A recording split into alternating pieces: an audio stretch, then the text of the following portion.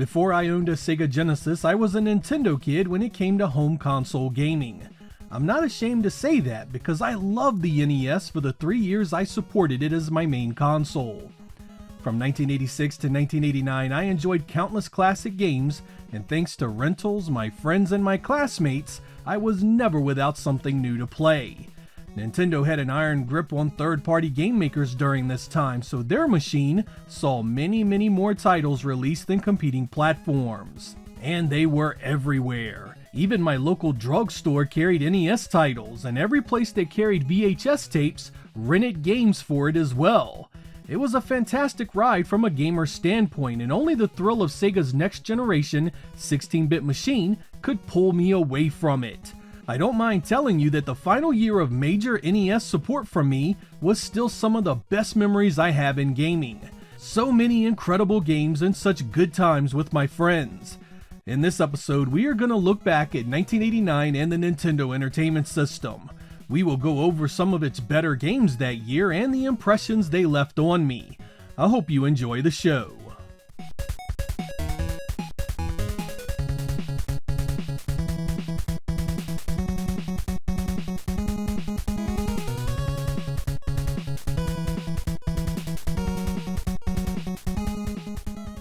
It was in 1989 that I was exposed to the Bomberman franchise for the first time.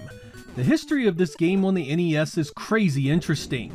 The Japanese Famicom edition was originally released all the way back in 1985, and it took over 3 years to come stateside. This was the console edition of what had started on the Japanese home computers like the MSX and PC-88. It follows a little robot guy who navigates maze-like stages. You have various types of bombs to destroy debris so you can find your way to the next stage. Enemies are, of course, trying to stop your escape. Power-ups can give you larger explosions and allow you to set more bombs. It was a simple premise but incredibly fun. It jump-started a series of games that would continue on many other platforms and evolve into a premier multiplayer party experience. This may be hard to go back to because of that, but this is where it all started for a lot of people, myself included.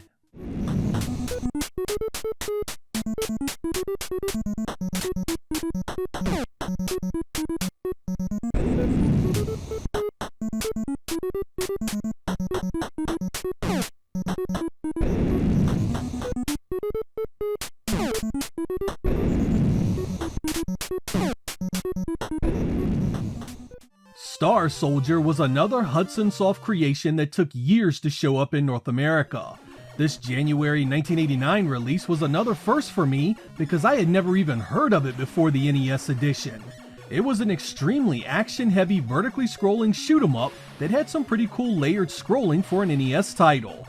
I remember it fondly because it was one of those shooters with a ton of stages and you stayed alive a fairly long time thanks to a manageable difficulty. It prepared me for the eventual TurboGrafx-16 release of Superstar Soldier, which was in my opinion a fantastic sequel. Like Bomberman, this one may be challenging to return to these days because the follow-ups expanded on the formula so much, but I still get a kick out of playing it.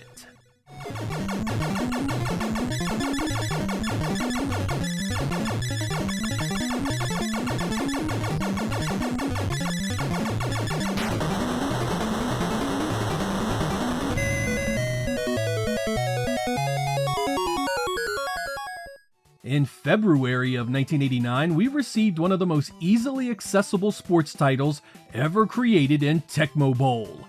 It was very loosely based on a 4-player arcade game of the same name, but uses an entirely different presentation and features only 2-player support. Don't be fooled into thinking this was a downgrade, because it is easily one of the greatest games on the NES. What's amazing is the sheer simplicity of it all. It has just 12 unlicensed teams, 4 plays per team, and 18 total players on the field. By all accounts, it's as stripped back as you could get for a game of American football, yet its gameplay, visuals, and sound are absolutely timeless. Though it lacks the real NFL teams, it has real players, and boy does that make a difference. These players have the skills you expect them to have, so Joe Montana is deadly accurate, Bo Jackson is an unstoppable god, and Lawrence Taylor is an impenetrable wall that owns the field. Because the playbook for each team is so simple, just about anyone can play it. There's no real learning curve to adjust to, and you'll be scoring touchdowns in no time. I also love the cinematic play celebrations, which more than made up for the simple on-field action. Sequels would come along and add even more features, but the original is what I played the most and came along at the perfect time. It is an absolute titan in the pantheon of classic sports video games. Ready, down!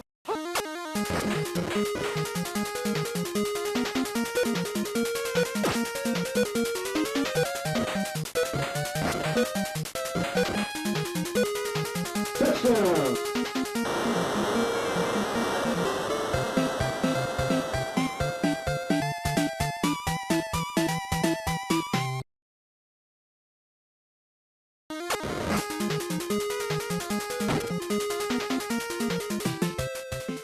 In the 1980s, I was a fanatic for professional wrestling. I had grown up through the rise of Hulkamania and all the unforgettable characters that surrounded it. In February of 1989, Acclaim released WWF WrestleMania for the NES, a piss-poor game if there ever was one. Limited moves, limited roster, limited match types, and crap presentation strangle this and leave you only wanting more. It was also one of the few games I ever received brand new, and back then when you got a game new, you played it until you loved it. That's exactly what happened with this turd. I played it until I got so good that I started to enjoy it. Once the frustration was gone, I just beat the absolute hell out of the computer AI, narrating my own matches like I was Gorilla Monsoon. When most people look back, they don't see a memorable game in this one, and I can understand that. I eventually came to enjoy this one regardless.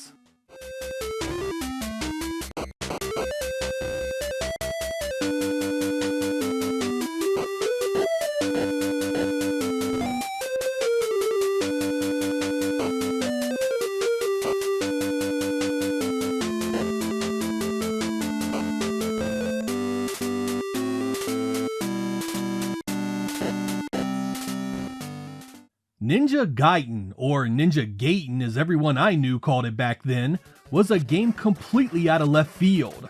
While my friends and I were enamored with Tecmo Bowl, another Tecmo-created classic burst onto the scene in March of 1989.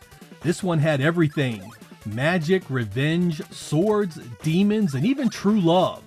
Though it shares the same name as the arcade beat-em-up that was also developed by Tecmo, it is an entirely different game. This is an action platformer that relies on heavy use of cinematics to tell its story and character interactions. There really was very little like it, and it set a standard that many games would adopt afterwards.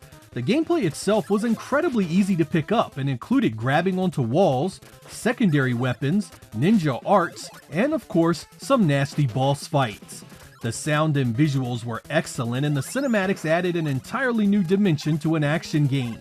It was one of those titles that so many people got for the various holidays that it was easy to borrow when you wanted to play it. Its popularity was unreal, and I remember people still playing it after the second one was released the following year. It has a reputation for being crazy difficult, but that really only applies to the final 25% or so of the game. Everything before that is fairly easy and loads of fun. The 2D sequels were good too, but none of them had the impact this one did.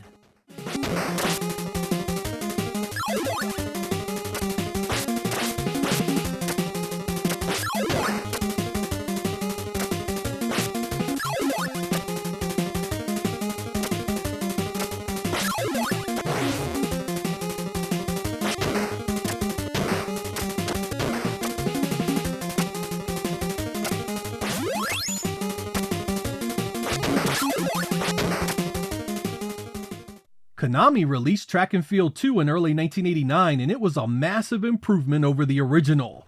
It has a much more accurate presentation, modeling itself after a televised Olympic event. The visuals are upgraded to be more realistic, and you get many more events to master.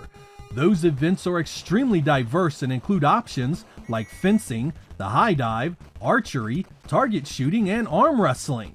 The multiplayer nature of the gameplay is the perfect choice when you have friends over. You had a number of different countries you could represent, and it even supported the NES Zapper light gun. I know these types of games don't appeal to everyone, but my friends and I loved it. There was so much variety, and it was easily one of the best looking 8-bit titles we had ever seen.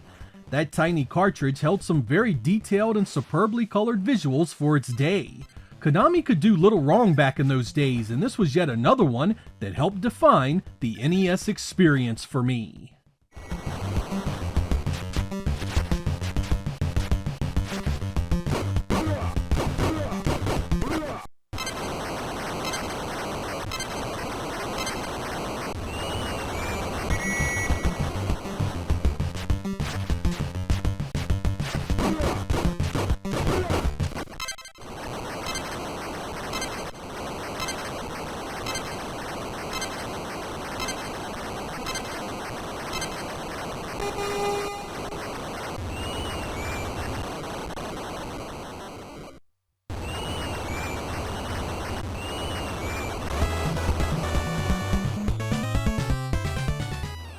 Also in 1989 came the Capcom classic Mega Man 2. Now I'm on record as not thinking much of these games, but I'd be a fool to dismiss their popularity. When it hit, my school was abuzz with people talking about it. The first game had its fans, but this one really grabbed everyone's attention. It's still a platformer, and it still has your various special weapons you get from defeating robot masters. But this time, Mega Man has energy tanks on his side to make his battles a lot more tolerable. You also had a password system in place to pick up where you left off, an absolute godsend considering these games tend to be challenging. Others would follow it up on the NES, but I feel the original 8-bit games peaked right here. In 1989, the Teenage Mutant Ninja Turtles were all the rage. Between the arcade game, comic books, and TV show, you really couldn't get away from it. That year, there was also an NES game released by Konami's subsidiary Ultra Games. It was an action title where you could control any of the 4 turtles as they try and save April from the evil Shredder. It had an overworld where you could explore at will and then stages within that world. The side-scrolling gameplay was quite a bit different from the arcade beat-em-up that had been released that year, and oh my god was it hard as hell. I remember pouring hours into it trying to beat it and coming away again and again disappointed. There were stages full of traps and enemies that made it really tough to be successful. You also had limited continues. But as difficult as this game was, everybody had it. The IP was insanely popular and every kid wanted to play as the Ninja Turtles. It sold big numbers for Konami and got 2 more games for the NES.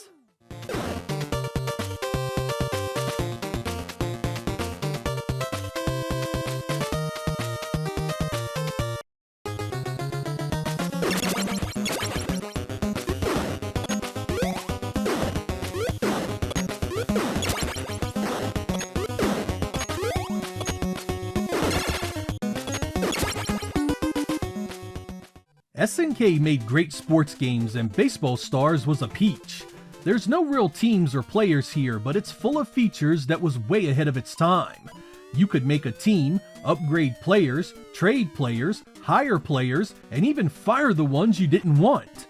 It looked good and it played great, and is considered by many to be one of the best baseball games for the platform. SNK followed it up with a few sequels, but I think it's easy to argue the series was never better than it was here.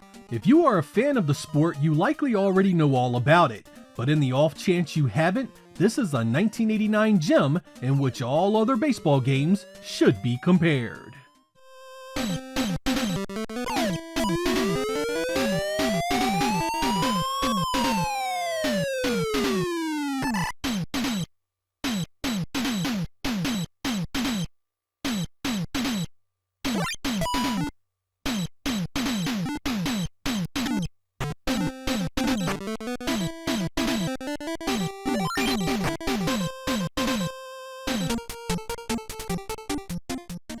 I always felt alone in my admiration for Rare's often forgotten 1989 release Cobra Triangle. This was an isometric combat speedboat game that had a bunch of different objectives. Sometimes it was a race, and others had you doing things like saving people from enemy boats and even collecting bombs. The diverse gameplay in different stages really gave it a feel all its own at a time when everything else was either a platformer, a traditional racer, or some sort of sports offering. None of my friends cared for it, and I don't ever remember anyone liking it beyond that. Still, I have a soft spot for it, and I think it's still a great example of solid 8-bit gameplay.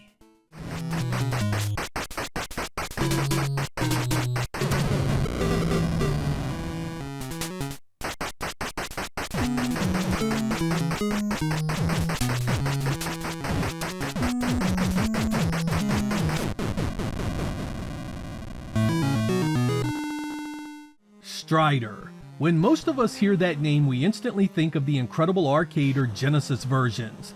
But in 1989, Capcom also created a completely different adventure game for the NES. Here you need to explore various locations and procure new powers to move deeper into the game.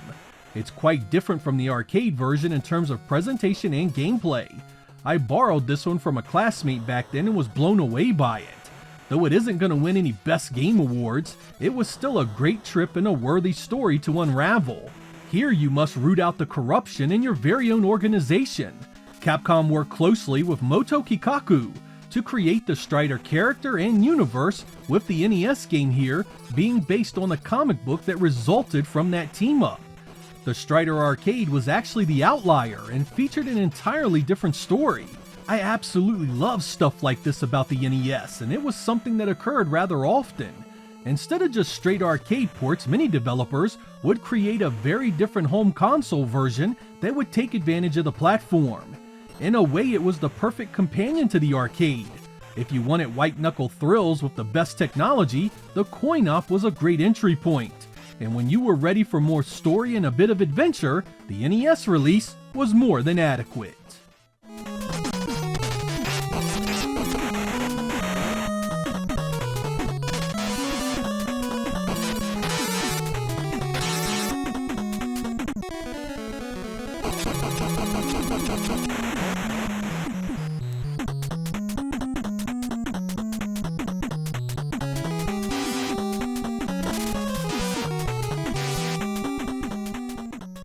Bad Dudes was another 1989 release that my entire school went crazy over.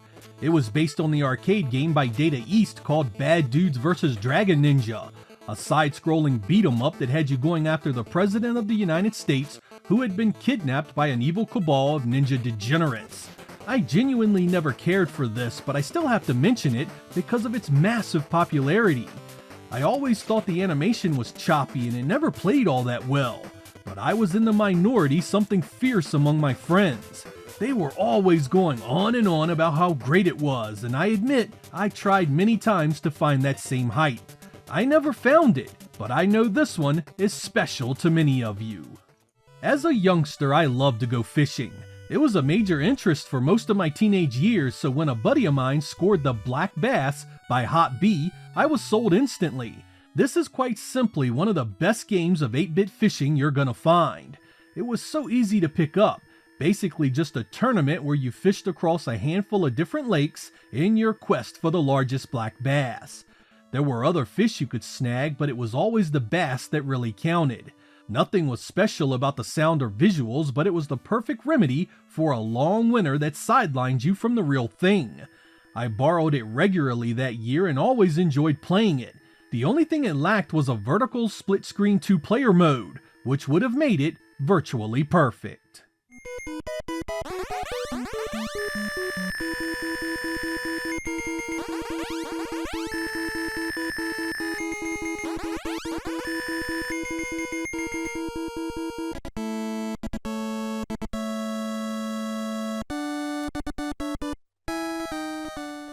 (1989) also gave us the Capcom-developed classic DuckTales.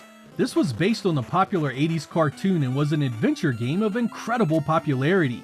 It featured stages from all around the globe like Africa, the Amazon forest, the Himalayan mountains, and you could even go to the moon. You could choose most of these areas in any order you wanted, with the goal of discovering the treasure for that area.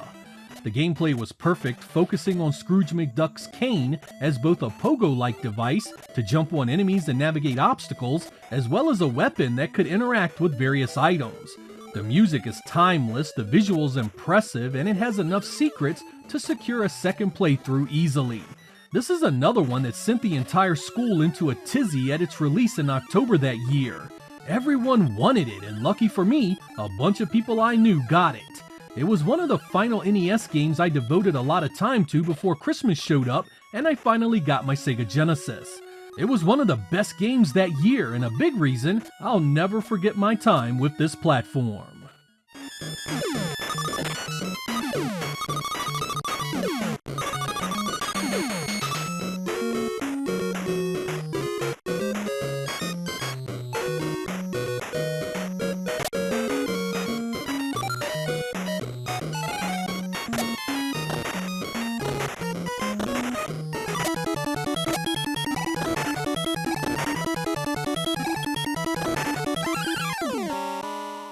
We end our list with perhaps one of the most recognizable and most played video games ever made, Tetris. This originally released at the very end of 1989 by Nintendo. While my experience with Tetris was almost solely based on the Game Boy edition, I remember the NES version being another game of incredible popularity. Puzzle games had come and gone over the years, but none of them had the hype and marketing this thing had. It was all over the television, magazine ads were everywhere, and it rated highly in your favorite publications. So beloved was this version that people still hold tournaments for it, and even developed various techniques for more effective gameplay. I remember thinking how pathetic it was that these sad sacks that were still stuck with the NES were playing this punk-ass puzzle game while I was rocking Revenge of Shinobi and Golden Axe. Adolescent humor aside, Tetris was a big release that year and moved huge numbers for Nintendo despite the appearance of much more powerful hardware. There we go guys, 15 Nintendo Entertainment System games that were released in 1989 that made that year extremely special.